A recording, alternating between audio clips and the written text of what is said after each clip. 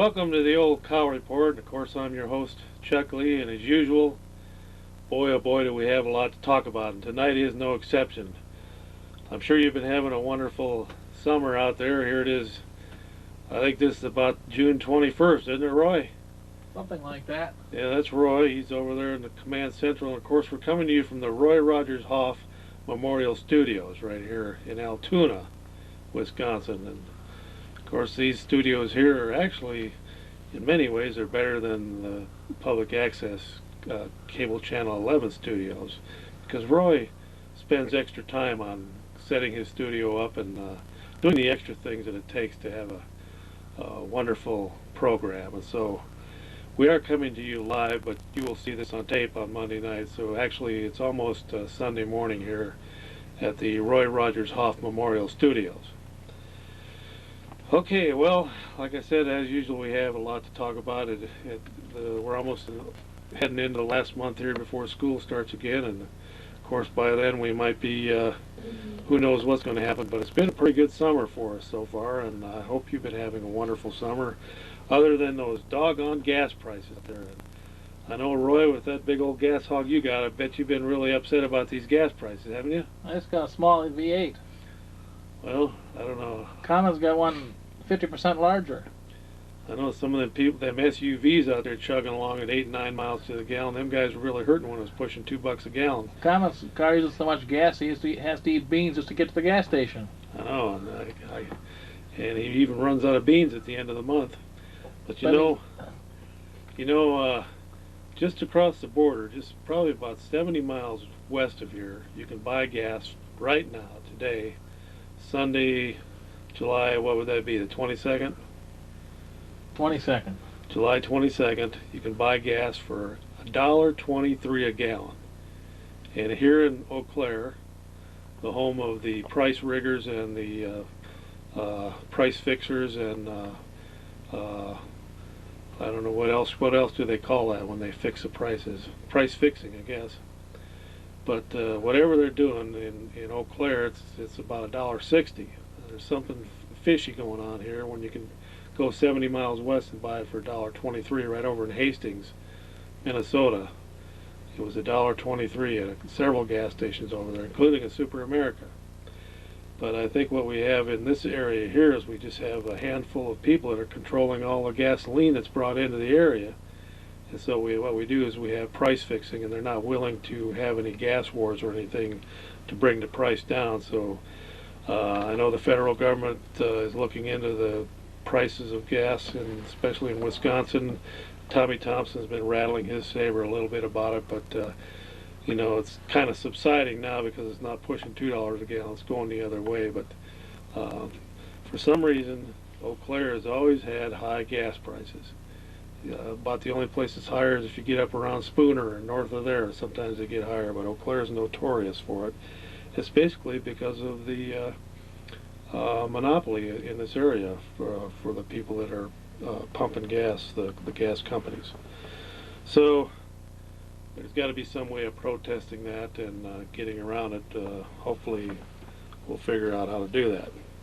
So that's one thing. We got that out of the way. We're also going to talk tonight about a few other things, but we are going to also show some highlights of one of the famous debates that was held at the Cow Report studios back in 1998. We'll be showing that a little bit later. It's one of the famous debates for the City of Altoona City Council race. I think that was going to be held in November. Was that November of '98, Roy, or was that spring? I think it was November, wasn't it? But the debate was held. Very high excitement and tension-filled studio for that debate that night. There was three very courageous and competitive debaters showed up for the debate that night, and Fred the Truth Stafford and I were the narrators for that historic debate that was held to decide who was going to be one of the City of Altoona council members. So we'll be showing you highlights from that here in a few minutes. All right, also coming up here just in a few days now is the big Republican National Convention. And where's that held this year, Roy? Is that out in Pittsburgh or Philadelphia? Yeah, it's in Philadelphia. There's an article in tonight's Leader Telegram about it. Do you have that copy, Leader Telegram here? I usually try and read it on the internet. It's a lot cheaper that way. For those of you who like to read the Leader Telegram on the internet, it's www.leadertelegram.com, and you can read the Leader Telegram up close and personal right there on the internet. But there was an article the other night about a couple of local people. I think there's 3 local delegates to the Republican conventions coming up. Winnie Close, who has been one of the movers and shakers in local politics for many years, local Republican politics, and Lori Forcier, the vice chairman of the local party, and then a younger man, I can't remember his name, but those 3 will be going to the convention. But the convention's a big deal this time around, and of course, George W. Bush, the son of President George Bush, is in the race to be our next president, and he hasn't decided who he's going to have for a running mate. Well, he's probably decided, but he hasn't announced it yet. Now, about 2 years ago on the Old Cow Report, maybe longer, I predicted that George W. Bush would be the eventual Republican candidate for president in the year 2000. And I also at that time said that it would be Elizabeth Dole that would be his running mate. But back then when I predicted that, John McCain was nowhere to be heard from, and since then John McCain jumped into the primary and did really well, and into the primaries against Bush, and well, he did win a few of them, but in the end Bush's war chest of about $70 million finally overcame McCain, and Bush won the primaries and will be nominated at the convention coming up in a few more days here. But now all of the excitement is on who Bush is going to pick for vice president and for his vice presidential running mate. Well, at the time, like I said, I picked Elizabeth Dole, but now there's talk about Dick Cheney could possibly be the vice presidential candidate, but I'm still sticking with Elizabeth Dole. I think that would be a good ticket. It would be the first time that we would have a female vice president. She's only going to be one heartbeat away from being president if something happens to George W. Bush. And of course, you know there's that 20-year curse presidencies that goes back even before Abraham Lincoln. Every 20 years, a president has either died in office, been shot and killed, or shot and wounded, going back, I think, even back to 1840. I think something happened to the president that was elected that year. But in 1860, of course, Abraham Lincoln was elected, and he was assassinated in 1865. And going all the way up to John F. Kennedy in 1960, and he was assassinated in 1963. 1980, Ronald Reagan was elected, and he was an assassination attempt was made against him, and he came within just a quarter of an inch of that bullet hitting his heart and killing him. He almost did die in the hospital right after that. He was shot. So the curse is still being carried through. Reagan didn't die, but he almost did. So whoever's elected this year, the year 2000, is going to have that curse on them, and so it's, in a way, it is important who is elected as vice president, who runs with the president, because of the proximity to being in the position of becoming the next president. And it would be fitting to have a Republican female as the first female president of the United States if anything did happen to George W. Bush. So I still have my money on Elizabeth Dole. And of course, I have also predicted that. Well, I didn't originally predict it. Back in the 1960s, an evangelist, a Pentecostal evangelist, predicted, might have did it back in the 30s or 40s, but a lot of his predictions came true. But one of them was that an evil female would become the president of the United States and control the whole country, and would be a very evil person and very it would be very destructive towards, she would be very destructive towards Christians in this country. And of course we all know that there's no more of an evil woman out there than Hillary Clinton. And she is trying to become the next U.S. Senator from New York, and she has her eye on the White House down the road. And so this prophecy could still come true in about the year 2004 or 2008. By 2004, if Hillary gets elected, she'd have been in office about 4 years. It might be a little bit earlier for her, but she could possibly run for in 2004 or 2008 to be the first female president, and the first evil president. Very evil, very destructive. It could be very detrimental to the Christian population in this country if she was elected president. It's going to be bad enough. I pity the poor people of New York State. Yeah, no, that's what Kami used to say too. But you know, Roy, speaking about Kami, changing the subject here for a minute, I understand Kami stuck his paw in his mouth again and got in some trouble on his last TV show. What's the story? What's the latest news on that? I don't know. I was told that he was whining something about county board members in the new arena. Well, you know that, speaking of arenas, digressing to another subject, just today on television, lacrosse was belly aching because that arena down there has been in the red ever since the doors opened, and they're trying to figure out how they can dig the thing out of the red. It's just millions of dollars in the hole down there. That lacrosse arena has never made a dime. It's always been in the red every year, and the money comes out of the taxpayers' pockets down there.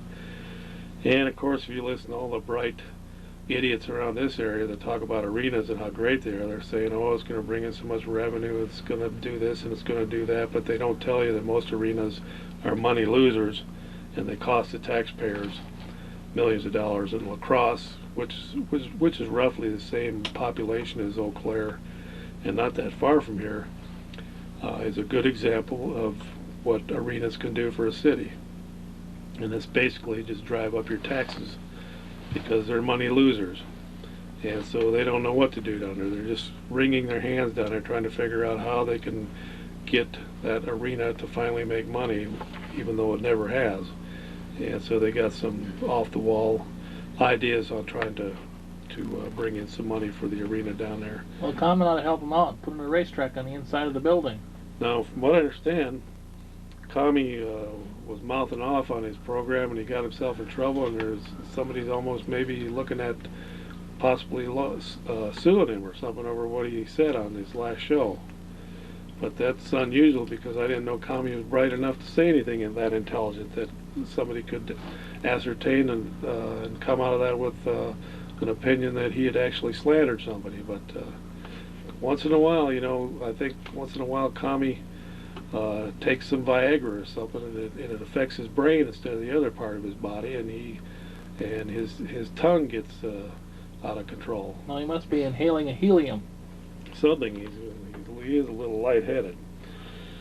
All right, so we've so keep tuned into that, because I guess somebody demanded a copy of Kami's last show, and he, not knowing what they wanted it for, he thought it was one of his fans wanting a copy, and so he agreed to let him have it, because it is his property and he has to give the final say-so on anyone getting an official copy to use against him or to use for other purposes. And so, like a fool, Kami let it go, and so now he's given them the evidence that they could use to sue him in court. And I know Kami's got some money socked away, but I don't know if he's got 20 grand to fight a slander case in court. But we'll see. So we'll watch that as it unfolds. Well, getting back to Hillary Clinton and the evil empire that she would like to set up in this country. You know, Ronald Reagan called Russia the evil empire back in the 80s, and before their collapse in the late 80s, early 90s.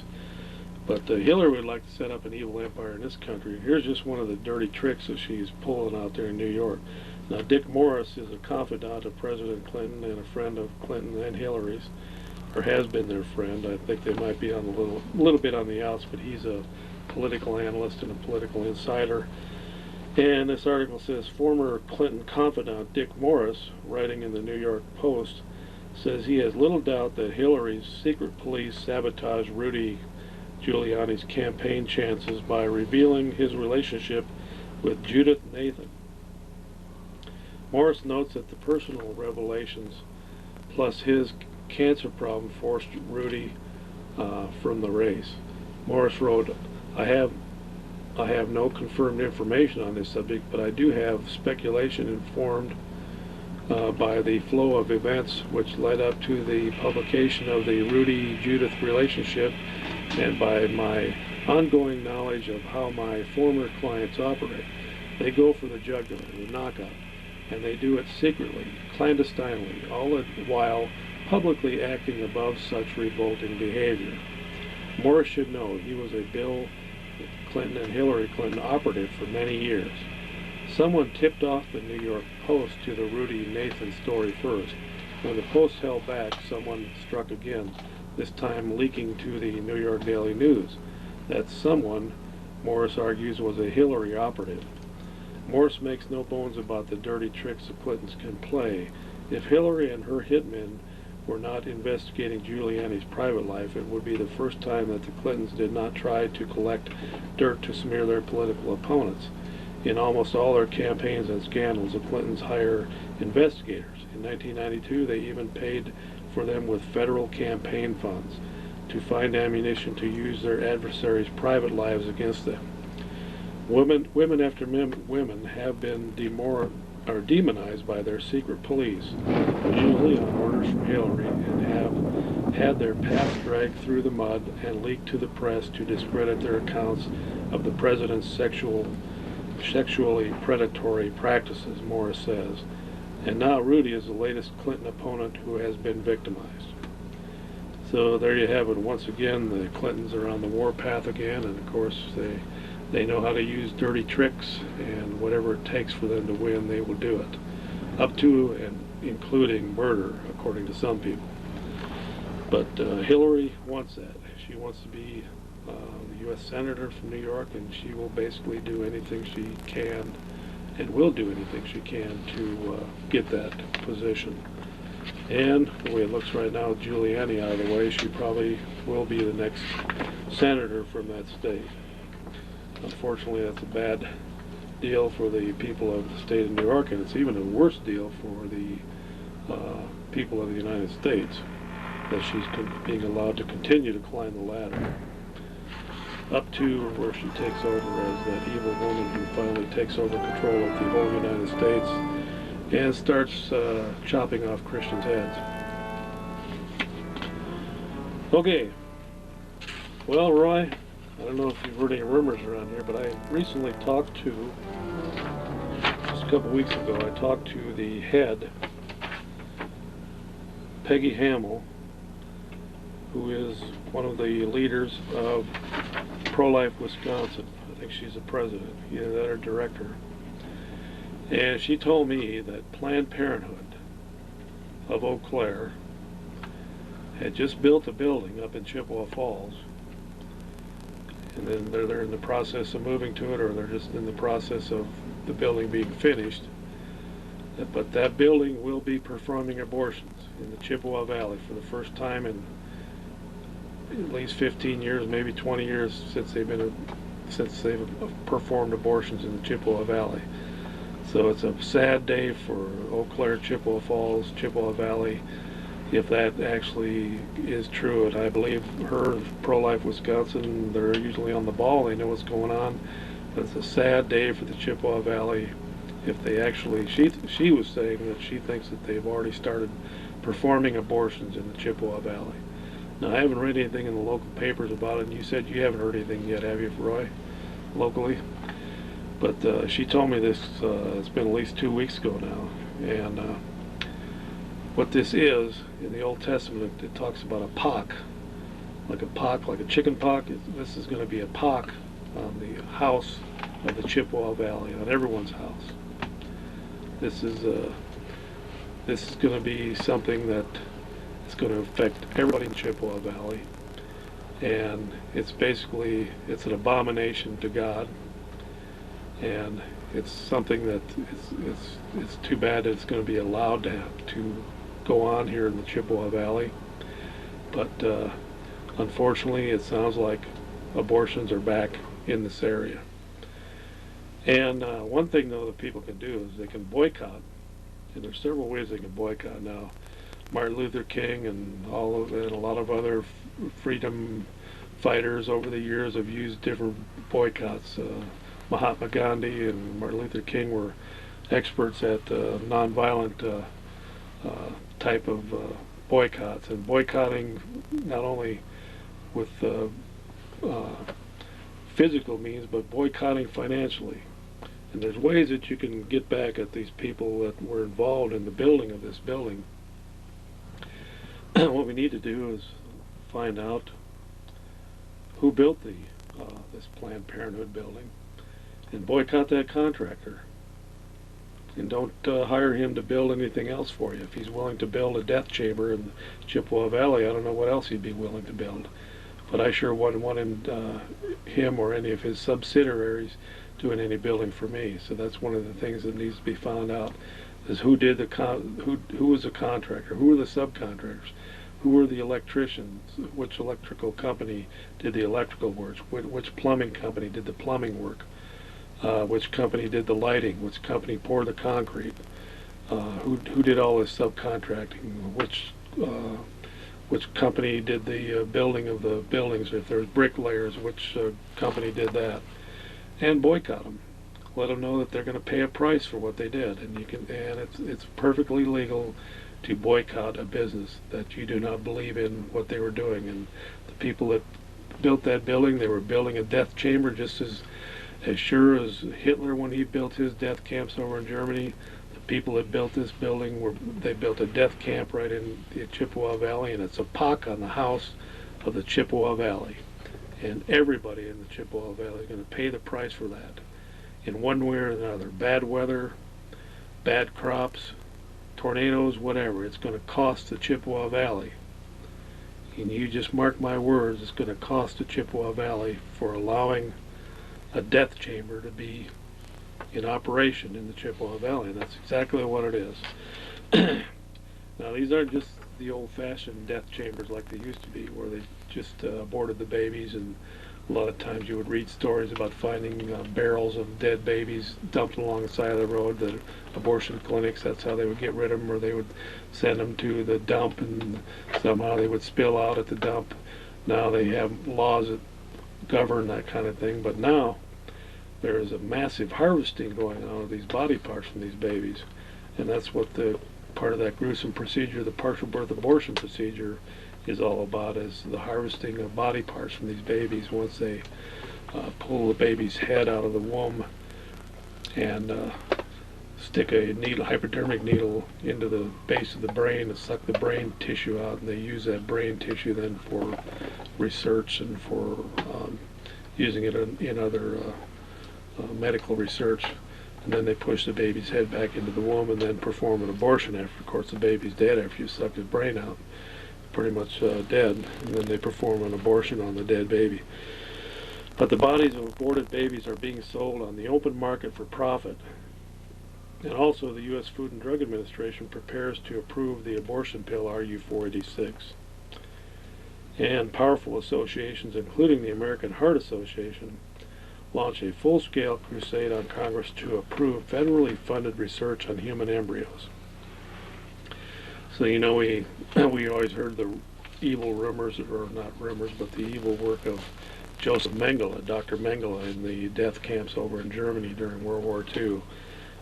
And, you know, he was performing gruesome experiments on twins to see how they would stand up to various different kinds of injections of poisons and viruses and things like that, to see what would happen to them.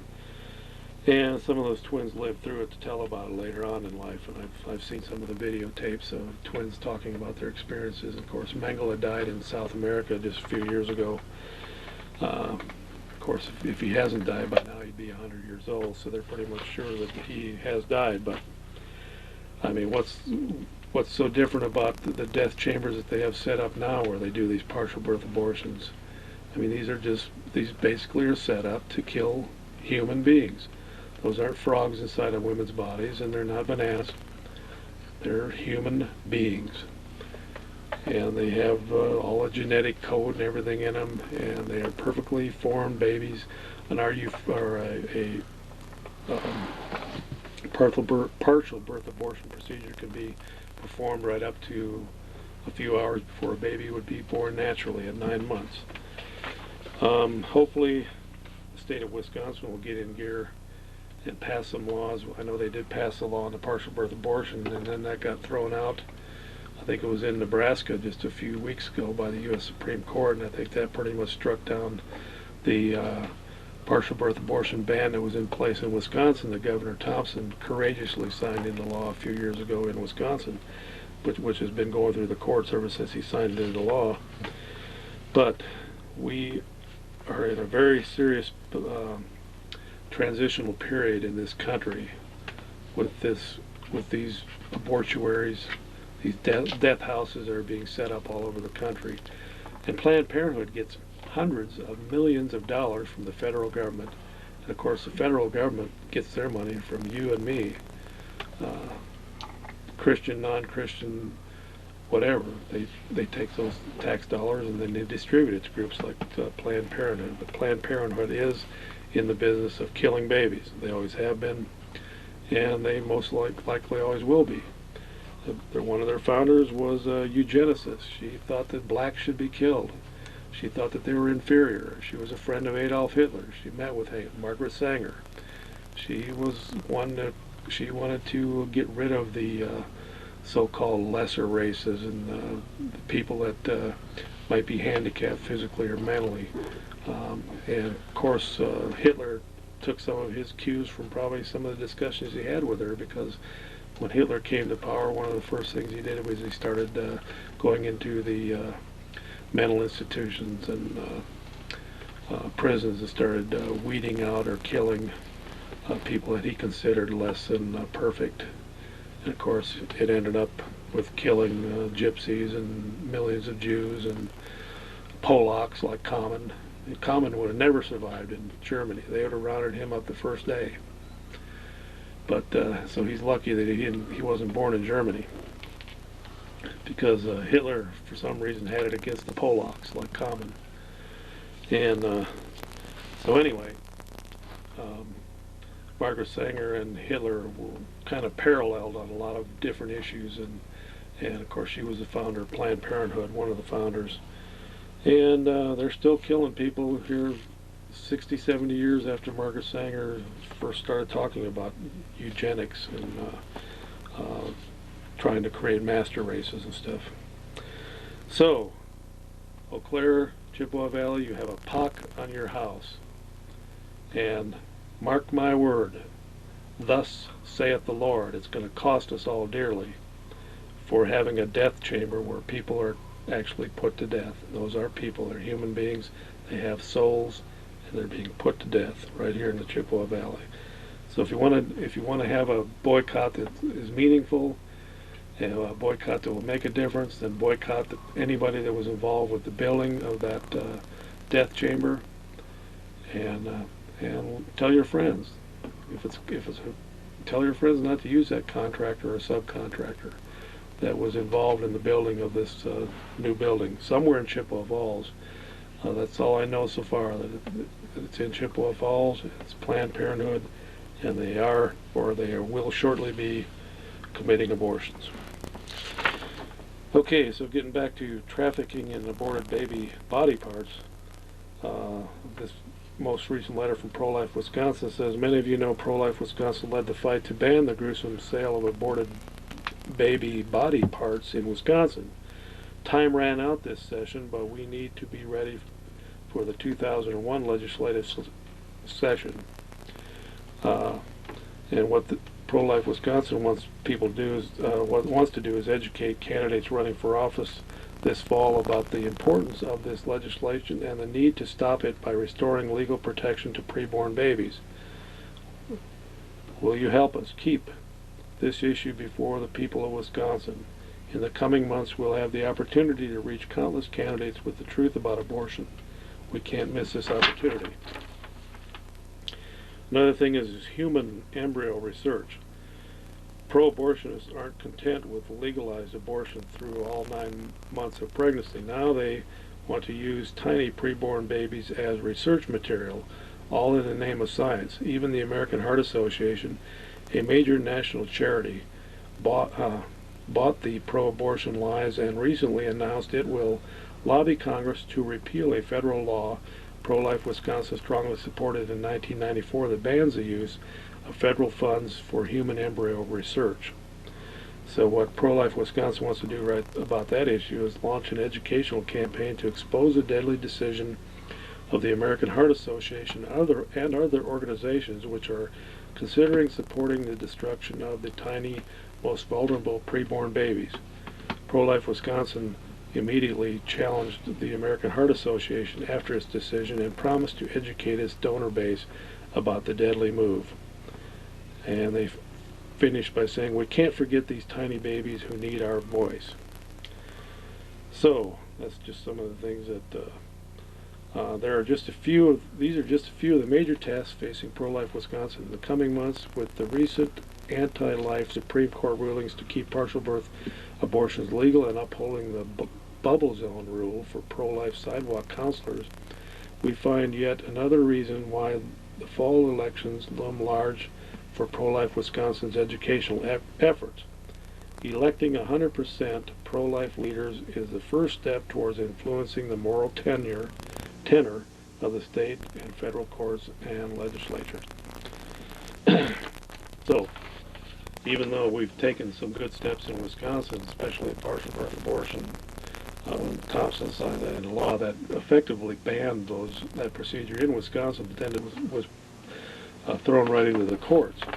Well, our liberal Supreme Court just ruled that partial birth abortions can be performed, so I'm sure that the abortion clinic in the Chippewa Falls area will be starting to perform that procedure as well, because it's legal again once in Wisconsin until it's going to stay legal until President George W. Bush starts appointing pro-life Supreme Court justices. Now, Bush will have a chance to appoint 3 or 4 Supreme Court justices during his presidency, and maybe even more if he's in there 8 years. But right now, the odds makers say that he would be able to appoint 3 or 4. Now, that would definitely turn the court into a pro-life court. It would probably spell the end of Roe versus Wade, and would throw out all that abortion junk that's been the law of the land for the last 20-25 years. Throw all that out and we get back to our senses here and quit killing all these millions of babies every year. So that's about the bottom line there. All right. Okay, another quick thing here before we get down to the great debate. How much time we got there left, Roy? About 25. 25 minutes, okay. I just ran across this ad in the paper for those of you who would like to get this. Here is for a nonprofit organization called Big Brothers and Big Sisters, and they're having an incredible house raffle, which is kind of amazing. Just for $50 per ticket, you can have a chance to win a $190,000 brand new house made by a guy named Don Simon. It's called Don Simon Homes. And a $190,000 house is a pretty nice house. And I guess there's only a few hundred tickets left, but this is for a nonprofit organization, so I would assume that your $50 ticket would be you could use as a tax write-off, because Big Brother Big Sister is a 501c3 concerned. So, if you would like to buy a raffle ticket and get a chance on winning a $190,000 house, and I think there's only a few thousand tickets that are going to be available to begin with. And if you don't win a $190,000 Don Simon home, you would get a chance, get that or $120,000 cash, or one of 89 other cash prizes. So it's going for a worthy cause, Big Brothers and Big Sisters, incredible house raffle, and the phone number is 1-800-890-KIDS. 1-800-890-KIDS. And orders must be received by July 31st, so that's right around the corner. And they do have a website too, www, looks like BBB, Big Brother, Big Sisters, bbbsmadison.org, bbbsmadison.org, and that'll get you to the website. But that sounds like a pretty good deal. $50 chance to get a $190,000 house. The odds are probably pretty good. It's a lot better than buying a lottery ticket. Okay, before we get to the great debate, and we have here an article from the Wisconsin State Journal from July 20th.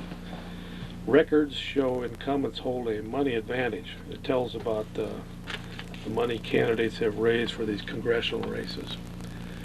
And as you probably have been watching, you'll know that out there in New York, the Clinton Lazio race they're going to be spending millions of dollars.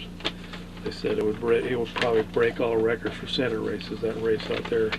But even these little House races, U.S. Congress races, we have 9 congressional districts in Wisconsin. Of course, after redistricting in the year 2000, every 10 years the United States has to redistrict so that the congressional districts remain equal as far as equal number of inhabitants in each congressional district. They have to be roughly equal. I think right now it's roughly about 550,000 people per congressional district. Well, with the millions of people, the millions of legal and illegal immigrants that have came into the country in the last 10 years, we're pushing about 275 to 280 million people in this country now.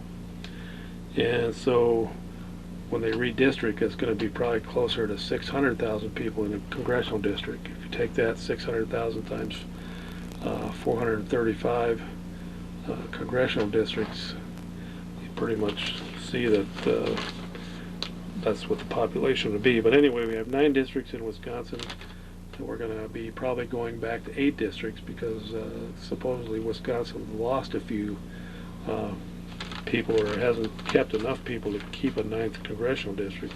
So they'll probably carve up this 3rd congressional district, which runs from north of Hudson all the way down to the Illinois border on the western coast of Wisconsin, all along the Mississippi there. It's a ridiculously long congressional district. It takes in parts of about 17 or 18 counties, and it's just totally ridiculous the way it's chopped up. I mean, some of these congressional districts are just a matter of a few blocks inside of a city. Like in Milwaukee or New York City, it's just a matter of blocks, and their congressional district's over with. Compared to something like this ridiculous one here, and even more ridiculous would be like Montana, where there's only one congressman for the whole state of Montana. And just imagine, you got to travel. Montana's a big state, and you got to travel that whole state to campaign, as compared to just traveling a few blocks in a congressional district in Milwaukee or in New York or in Chicago. But unfortunately, that's the way our system's set up. But anyway, getting back to the money candidates have raised, give you an idea about how much money these incumbents rake in. And they get most of it from political action committees. And political action committees, their whole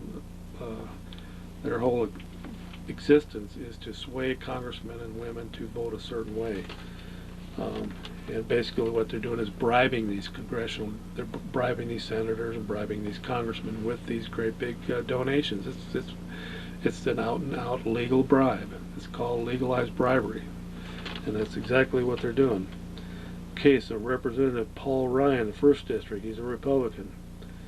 Total contribution since January of '99, $754,000. Cash on hand, $733,000. Now see, this scares off the opponents. Who in their right mind is going to start out running against this guy unless you're a multimillionaire or a millionaire and you've got $700,000 to match him? Who's even going to try and stand up and run against him? It's the guy that is trying to run against him. Total contribution since January of '99. This guy's name is Jeffrey Thomas. He's from Janesville. He's a Democrat. His total contributions are $220, as versus $733,000 cash on hand for Paul Ryan. So that's what these guys are up against when you decide to run for Congress. You're up against these incumbents with these buckets of money just laying around, and all these bribes and legal kickbacks that they're getting from these political action committees that want to sway them to vote a certain way on legislation, or they give them these junkets, or give them tickets to fly here and there, or give them cash or whatever underneath the table. Tammy Baldwin, one of the sodomites that's out there in Washington, Madison Democrat. Total contribution since January of '99, $1,002,000. Cash on hand, $702,000. Her opponent is John Sharpless, Madison Republican. Total contribution since January, $265,000. Total cash on hand, $162,000. So she's got about 9 times as much money as he does. Okay, we're getting into our district now. 3rd Congressional District, Representative Ron Kine, La Crosse Democrat.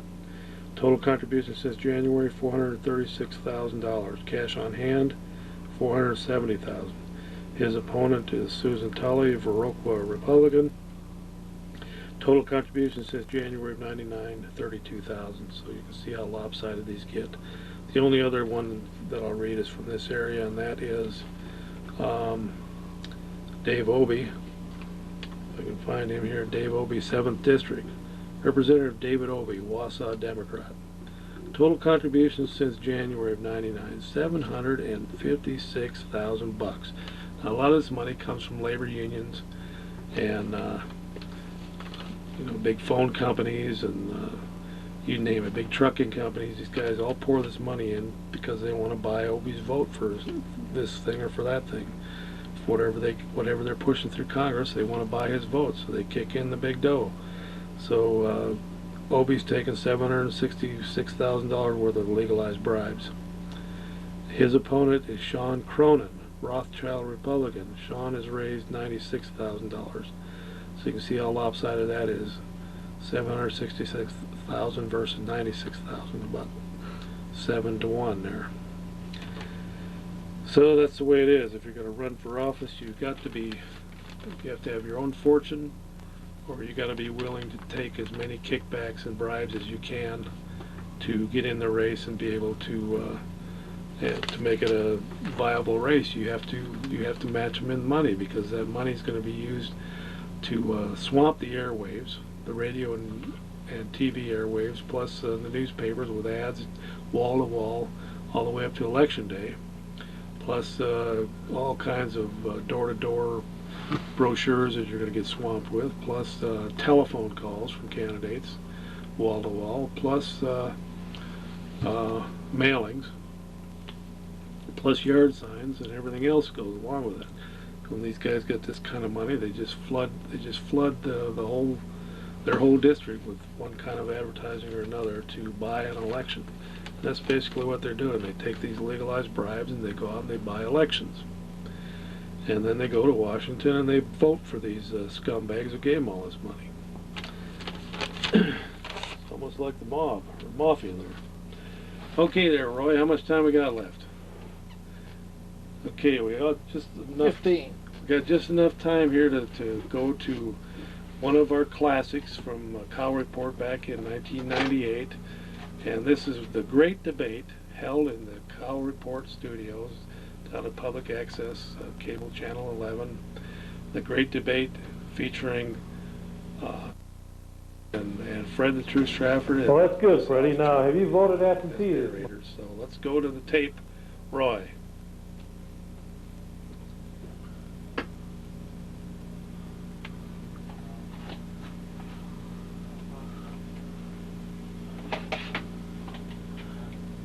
How's your sound compared to the?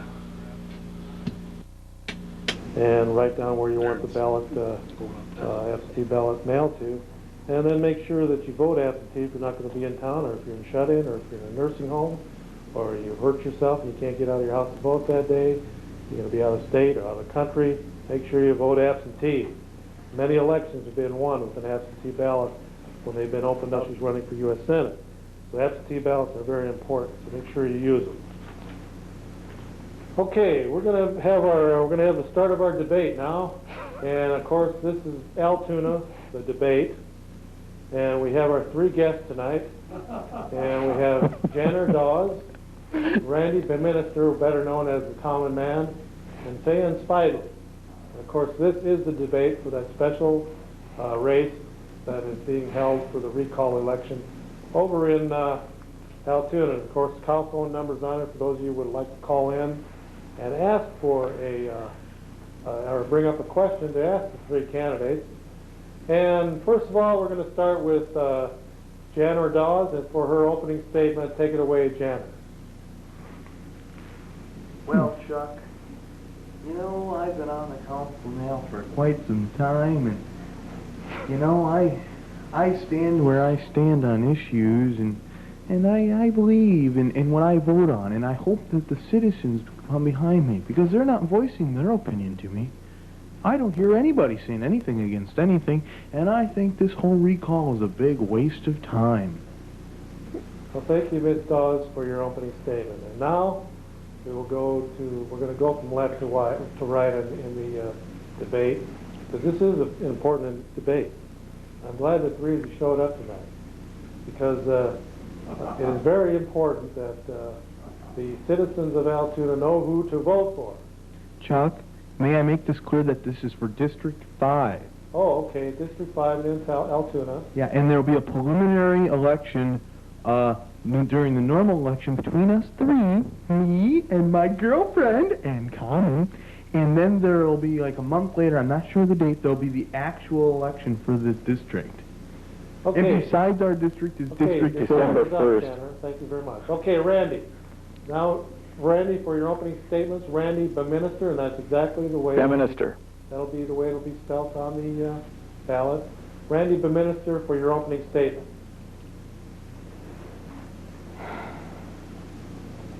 Go ahead, Randy. Well, in the first place,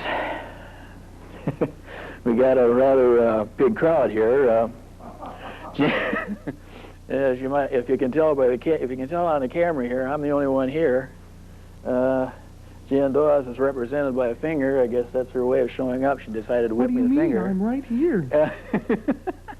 And Face Billy is represented by a dummy. We'll see that later. Ask you to refrain from making derogatory remarks to the other people. Well, do your opening statement, please. What can I tell you? I'm the only one who showed up. But go ahead with your opening statement, Randy. Well, I decided this was enough. I'd had enough of this big time spending in Altoona. I'd fed up with it. They decided to put the library 8,000 foot. Even before they even planned the idea, they knocked down the old B&B Super building. There's been a lot of big time spending on there and everything else. The library, and then they want to build, and then they want to move the fire station out to Highway 12. And I was at the forum, and the thing of it is, when I asked Ms. Dawes what as far as the library expansion and the public safety building, she only gave me half an answer. She said $537,000 for the library, but for the public safety building, she never gave me an answer. Thank you very much for your opening statement, Randy. And where do you reside at? 3412 Fenwick Avenue, Altoona.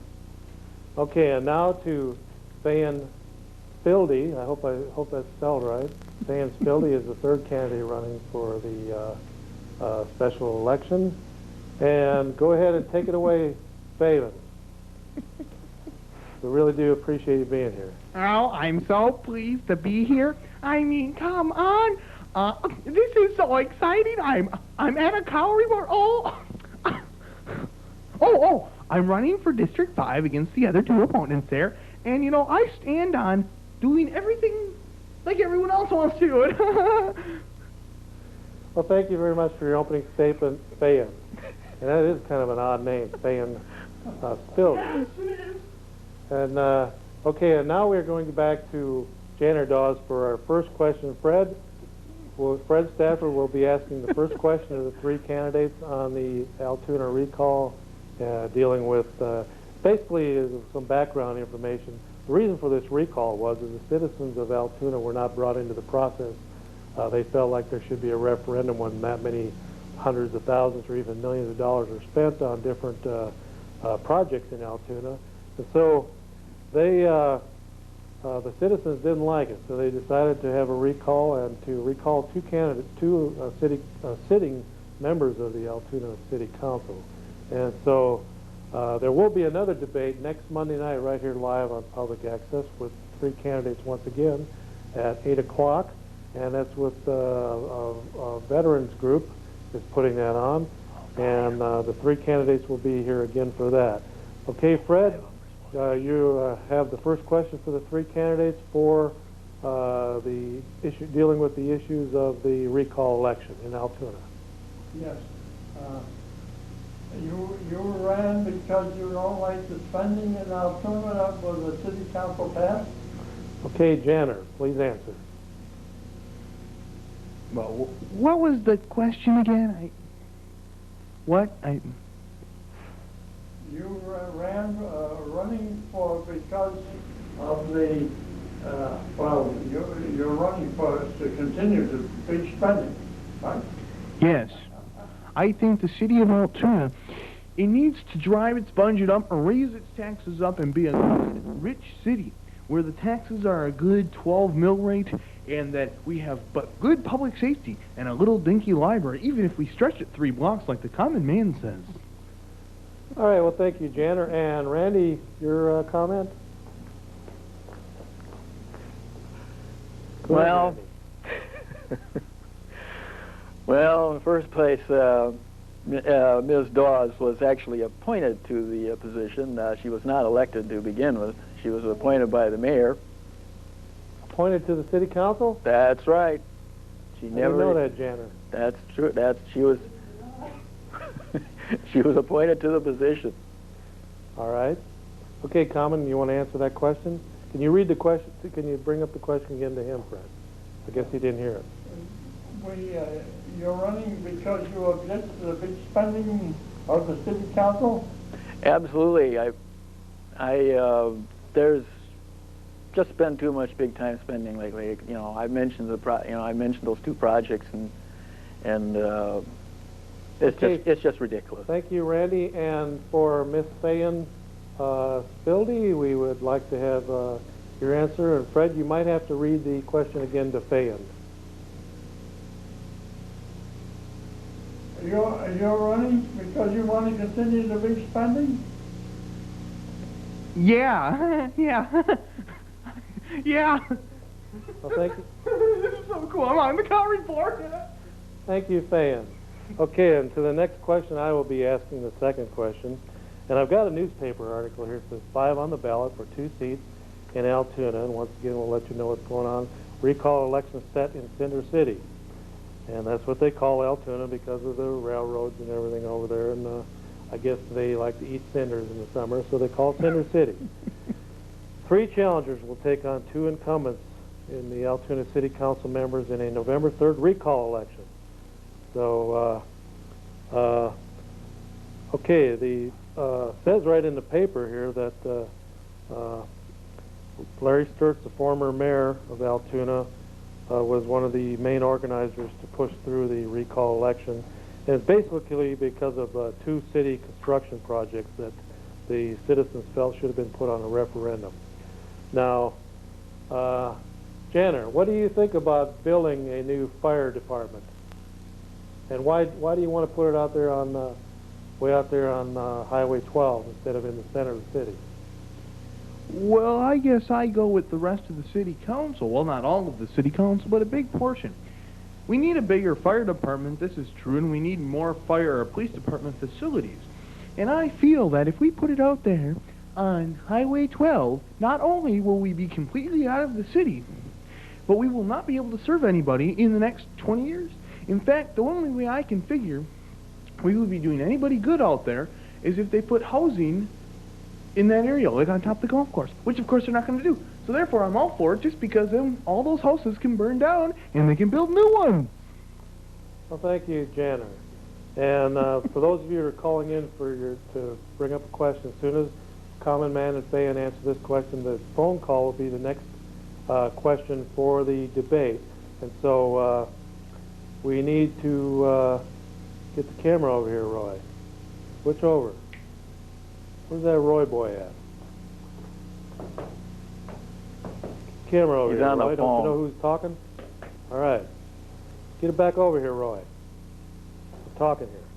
All right, for those of you that are calling in to ask a question on the debate, 839-6261. You have to stay on the line a minute because we have to have Randy and Fan answer this last question about why the fire department why do they want to build a fire station out on Highway 12 on the outskirts of town. Okay, Randy, take it away. Well, I can't see the reasoning in for it anyway. It's going to go way over $2 million, for both projects anyway in the first place. And then you got the possibility of some of the construction equipment breaking down. So who knows how much more it could cost if they do go ahead with both projects, if they do complete both projects. So it's an absolutely ridiculous idea. That's why I said it in the first place. I said, this is, when I went to the forum, I looked at a lady, I looked Jan Dawes right square in the eye, and I says, I want your job, and that's it. And I do.